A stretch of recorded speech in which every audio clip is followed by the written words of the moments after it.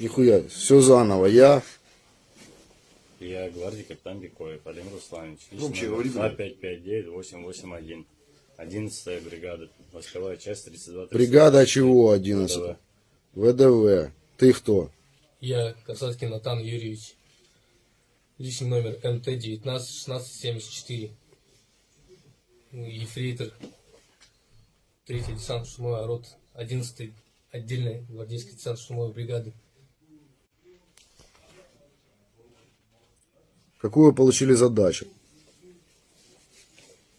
Привлекались на учениях, отрабатывали Где привлекались на в учения? Крыму. В Крыму. Отрабатывали что? Отрабатывали оттаскивание раненых и исходя, всякие такие моменты. По первой команде, которую нам доводили, по ним и работали.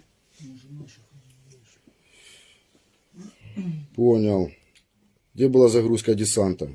В Крыму, в поле. В поле где? Там конкретно нет обозначения какого. Просто Поле и все. Понял. Задача какая была? Захватить что? Также продолжаем учение. Знал, куда летишь? Нет. Ты знал, куда летишь? никак нет. Когда уже высадился на Украину, знал, куда летишь? Нет. Понял? Еще не Мы вообще ничего не еще поняли часа 4 даже не понимали, где мы. Понятно. Как бы, заправка. Командир части. У нас? Нет, блядь, у нас. Я не знаю командира части. Я недавно Командира, служу. командира батальона. Сорокин Денис. Отчество не помню, честно, врать не буду. Понял.